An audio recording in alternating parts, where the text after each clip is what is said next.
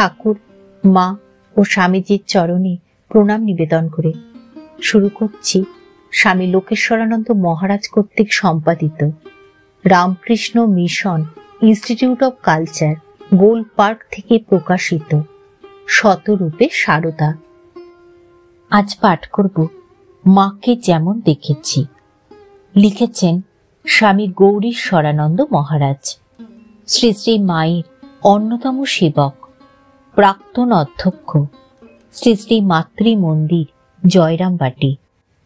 পাঠ করছি মাকে যেমন দেখেছি, তৃতীয় তথা অন্তিম পর্ব। শ্রী শ্রী মায়ের খরচ কুলিয়ে যেত বটে, কিন্তু বেশি টাকা কোনো সময় থাকতো না। আমাকে বাক্স খুলে কত টাকা আছে বের করে আনতে বললেন। আমি বললাম 11 টাকা আছে। ওই টাকা সব দিয়ে বললেন, এই 1 টাকার তেল, 1 টাকার আটা, 2 টাকার ঘি ইত্যাদি কিনে আনবে। আমি বলতাম, না মা, আপনি যেমন বলছেন লিখে নিচ্ছি। শেষে 5 সের, 2.5 সের এইরকম হিসাবে কিনব, তাতে দরে সুবিধা হবে। মা খুব খুশি হয়ে বলতেন, হ্যাঁ বাবা, তুমি বুদ্ধিমান ছেলে, তোমার যেমন খুশি হিসেব করে কিনে আনবে। আমি বাবা অত হিসাব করতে পারি না। কখনো কখনো টাকা ফুরিয়ে গেলে বলতেন, আজ ইংরেজি মাসের কদিন? আমি 27 দিন বললে বলতেন, আর কদিন বাকি আছে? আমি 4 দিন বাকি আছে বললে বলতেন, তবে আর কি, কদিন পরে ইন্দুর টাকা আসবে, মাস্টারের 5 টাকা আসবে, তখন বেশি করে কিনলেই হবে। রাঁচির ইন্দুবাবু ঠিক মাসের 1 কি 2 মাকে তখন 15 টাকা হিসাবে পাঠাতেন। মাস্টার মশাইও 5 টাকা পাঠাতেন। সে সময় ওদেশে চালের মন 2 টাকা ছিল। ইন্দুবাবুর সঙ্গে একবার আমাদের হেডমাস্টার মশাই প্রবোধবাবুর জয়রামবাটিতে সাক্ষাৎ হয়। দুজনেই খুব গল্প জমাতেন। 2-3 দিন পর প্রবোধবাবু কোয়ালপাড়ায় গিয়ে থাকতে চাইলেন, কেননা বেশি লোক থাকলে মায়ের কষ্ট হবে। মা কিন্তু বললেন, কোয়ালপাড়ায় কেন, এখানেই থাকো না, 2টি খাওয়াবই তো নয়, আমার কিছু কষ্ট হবে না, তোমাদের 2টিতে বেশ ভাব হয়েছে, যে কদিন ইন্দু আছে এখানেই থাকো। আমি রান্নার জন্য সরু সরু কাঠ চেলা করছিলাম। প্রবোধবাবু আমাকে দে বলে কিছু চিরতেই মা নিজে বৈঠকখানার কাছে এসে বললেন, না বাবা, তোমার করতে হবে না, রামময়ের অভ্যেস আছে, ও করুক, তোমরা বয়স্ক লোক, হাতে ব্যথা হবে। মাস্টার মশাই বললেন, আমরা জেন্টলম্যান, ডিসকোয়ালিফাইড, একটু খেটে মা সেবা করার অধিকারও আমাদের নেই। একদিন মায়ের বাক্সে সব কাপড় রোদে দিচ্ছি। একখানি ছেঁড়া আসাম সিল্কের বা মুগার কাপড় হবে, আমি ঠিক কিসের জানতাম না। কাপড়টি একটু ছেঁড়া দেখে বললাম, মা এই কাপড়টা ফেলে দি, এটা ছিঁড়ে গেছে। মা বললেন, না বাবা ফেলো না, ওটি বড় আদর করে খুকি আমাকে দিয়েছিল, অনেকদিন পড়েছি। খুকি হচ্ছেন সিস্টার নিবেদিতা। সিস্টার নিবেদিতাকে মা খুব ভালোবাসতেন। যেদিন স্বামীজি নিবেদিতাকে মাকে দর্শন করতে পাঠান, তার খুব ভয় ছিল মা পাড়াগাঁয়ের মেয়ে, তাকে না ম্লেচ্ছ বলে দূর দূর করে তাড়িয়ে দেন। তারপর মা জানেন না ইংরেজি, আর নিবেদিতা জানে না বাংলা। এজন্য দোভাষীর কাজ করবার জন্য স্বামীজি তার শিষ্য স্বরূপানন্দজিকে পাঠিয়েছিলেন। উনি নিজে গিয়ে সিস্টার নিবেদিতার পরিচয় করিয়ে দিতে মা খুব খুশি। যখন মা নাম জিজ্ঞাসা করলেন, তখন নিবেদিতা ইংরেজিতে বললেন, আমার নাম মিস মার্গারেট এলিজাবেথ নোবেল। মা বললেন, বাচ্চা, আমি অত বড় নাম মনে রাখতে পারবো না, আমি তোমাকে খুকি বলে ডাকবো। স্বরূপানন্দজি তখন বুঝিয়ে নিবেদিতাকে তর্জমা করে বলে দিলেন, mother will not be able to utter such a big name. She will call you baby. Nivedita ভারী খুশি হয়ে বলতে লাগলেন, yes yes, I am mother's baby. স্বামীজির কাছে গিয়ে ডগমগ হয়ে বললেন, মা আমার মাথায় হাত দিয়ে আশীর্বাদ করেছেন, পা ছুঁয়ে প্রণাম করতে দিয়েছেন, প্রসাদ দিয়েছেন এবং খুকি বলে ডাকবেন বলেছেন। মায়ের সঙ্গে নিজে কথা বলবেন বলে নিবেদিতা স্বরূপানন্দজির কাছে বাংলা শিখলেন। মা এই রকম সকলকেই ভালোবাসতেন, সকলকেই আদর করতেন। শ্রী শ্রী মা গান খুব ভালোবাসতেন। একবার ইন্দ্রদয়াল বাবু, পরে স্বামী প্রেমিশানন্দ, মোক্ষদা বাবু প্রভৃতি কয়েকজন জয়রামবাটি এসেছিলেন। তারা বহু গান গেয়ে মাকে শুনিয়েছিলেন। মাও খুব আনন্দ করে শুনতেন। শেষে মাকে ঘিরে কীর্তনও হয়েছিল। একবার পূজনীয় বিশুদা স্বামী তপানন্দজি জয়রামবাটিতে অনেক গান করেছিলেন। আমাদের হেড পণ্ডিত মহাশয় পাখোয়াজ বাজিয়েছিলেন। অনেক রাত পর্যন্ত গান হয়েছিল। মা খুব খুশি হয়েছিলেন। গ্রামের বহু লোক জমেছিল। পূজ্যপাত শরৎ মহারাজকে জয়রামবাটিতে যেদিন প্রথম দর্শন করি, সেদিন দূর থেকে তার বিশাল বপুটি দেখে কাছে যেতে ভয় হয়।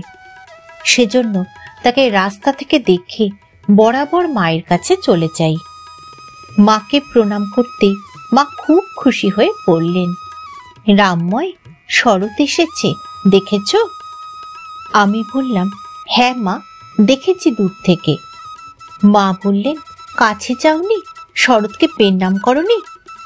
আমি বললাম, না মা, ভয় করছে। মা বললেন, বোকা ছেলে, শরৎকে আবার ভয়? দেখবে তোমাকে কত ভালোবাসবে, যাও। আমি মায়ের বাড়ির ভিতর দিক থেকে পূজনীয় শরৎ মহারাজের কাছে গিয়ে প্রণাম করলাম। তিনি আমার নাম, বাড়ি কোথায়, কেন জয়রামবাটিতে এসেছি, কোনো আত্মীয় বা বন্ধু আছে কিনা জিজ্ঞাসা করলেন। আমি ছোট বলে তিনি আমি যে মায়ের কাছেই আসি তা ধারণা করেননি। এরূপ বুঝে আমি সোজা উত্তর দিলাম, আমি প্রতি শনিবারই মায়ের কাছে আসি, আর সোমবারে স্কুলে ফিরে যাই। তখন তিনি বুঝলেন। তার কথাগুলো এত স্নেহ মাখা যে আমারও খুব আনন্দ হলো। কয়েক মিনিট পরেই মা আমাকে নাম ধরে ডাকতে লাগলেন ও কিছু খাবার দিলেন। তখন পূজনীয় শরৎ মহারাজের বুঝতে বাকি থাকলো না যে মা আমাকে খুব স্নেহ করেন। আমি বাড়ির ভিতরের সকলেরই বিশেষ পরিচিত জেনে মহারাজ আমাকে বললেন, দেখ, মা কখন কি করছেন দেখবি। যখন তার হাতে কোনো কাজ থাকবে না তখন আমাকে এসে বলবি, আমি তাকে প্রণাম করতে যাব কিনা, তখন তোকে জিজ্ঞাসা করে আসতে বলবো। দেখিস, যেমনটি বললাম তেমনটি করবি, নিজের বুদ্ধি খাটাবি না। আমি বুঝে নিলাম পাছে আমি মাকে তার কাজের সময় প্রণামের কথা বলি, এই জন্য সাবধান করলেন। আমি ঠিক আদেশ মতো গিয়ে বলতাম, মহারাজ, মা এখন তরকারি কেটে নিজের ঘরে বসে আছেন। শুনেই মহারাজ বলতেন, মায়ের কাছে গিয়ে জোর হাত করে জিজ্ঞাসা করে আয়, আমি এখন প্রণাম করতে যাব কিনা। মাকে জিজ্ঞাসা করা মাত্র বলতেন, হ্যাঁ বাবা, শরৎকে আসতে বলো। আমি মহারাজের পেছন পেছন গিয়ে বারান্দায় দাঁড়িয়ে সব দেখতাম। মায়ের ঘরের দরজা ছোট। মহারাজ বেশ মোটা, সোজা ঢুকতে পারতেন না, কাত হয়ে ঢুকতেন। মা নিজের খাটে বসে পা দুখানি মাটিতে রাখতেন। মহারাজ নতজানু হয়ে বসে শ্রী শ্রী মায়ের শ্রী চরণে মাথা রেখে প্রণাম করতেন। মাও তখন দুটি হাত তার মাথায় রেখে আশীর্বাদ করতেন। পরে মহারাজ জিজ্ঞাসা করতেন, মা ভালো আছেন? মা উত্তর দিতেন, হ্যাঁ বাবা, আমি ভালো আছি, তুমি ভালো আছো? তিনি উত্তর দিতেন, হ্যাঁ মা, আমি ভালো আছি। রোজই একই প্রশ্ন ও উত্তর শুনতাম। প্রণামের পর মহারাজ ধীরে ধীরে উঠে মায়ের দিকে পিছন না করে পিছিয়ে পিছিয়ে ঘরের বাইরে আসবার পর সোজা হয়ে বৈঠকখানা ঘরে যেতেন। মা ঘোমটা দিতেন বলে বলতেন আমি যেন শ্বশুর, আমার সামনেও এতখানি ঘোমটা। আজকাল কত ভক্ত কত কিছু আজগুবি কথা বলেন, শুনে হাসি পায়। কেউ কেউ আমাকে জিজ্ঞাসা করেন শ্রী শ্রী মা কি গলায় সোনার হার, ঘাড়ে সিঁদুর পরতেন? আমি তাদের বলি এসব বাজে কথা। মা কেবল হাতে সোনার বালা পরতেন, গলায় সরু সোনার তার দিয়ে গাঁথা রুদ্রাক্ষের মালা পরতেন। কেশবানন্দ স্বামীর ধর্মপত্নী মায়ের গায়ে তেল মাখিয়ে দিতেন। আমি তাকে জিজ্ঞাসা করেছিলাম, তিনি বলেন এসব আজগুবি কথা। পূজনীয় স্বামী মাধবানন্দজি, তিনি তখন মঠের প্রেসিডেন্ট, বলেছিলেন মায়ের শিষ্য শিষ্যা 2-4 জনের কথা একটু নুন দিয়ে গিলতে হবে, তারা কিছু কিছু আজগুবি কথা বলে। আমি মায়ের মাথা থেকে পাকা চুল বেছে দিতাম, কখনো ঘাড়ে সিঁদুর দেখিনি।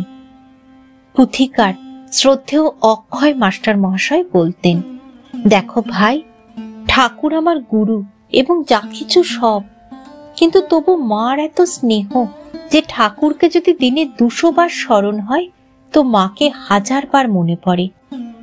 ঠাকুর যেন প্রচন্ড মার্তণ্ড আর মা যেন সুস্নিগ্ধ চন্দ্রমা। কিন্তু ভাই, এমন স্নেহময়ী জননীয় প্রারব্ধের উপর হাত দেন না, সেটি এই শরীরের উপর দিয়ে ভোগ হয়ে যাবে। তারপর একটা ঘটনা বললেন। একদিন আমি ও উমেশ ডাক্তার মাকে দর্শন করতে যাই। মা নানা কথার মধ্যে এমন সহজ সরল ভাবে নিজের আঙুলের ডগাটি দেখিয়ে বললেন, শেষ বয়সে অক্ষয়ের একটু কষ্ট আছে। তখন কিন্তু কিছুই বুঝতে পারতাম না। পরে ঘরে বসে যতই ভাবি ততই পরাণটা আঁচড় পাঁচড় করতে থাকে। 2-3 দিন পরে উমেশ ডাক্তার মাকে দর্শন করতে গেল। আমি তার মারফত বলে পাঠালাম, মাকে গিয়ে বলবি আমার শেষ বয়সে কষ্ট হবে শুনে বড়ই দুশ্চিন্তা হচ্ছে। মা যেন আশীর্বাদ করেন ওইটি যাতে একটু কেটে যায়। কিন্তু তা শুনেও মা বলেছিলেন সামান্য একটু কষ্ট হবে।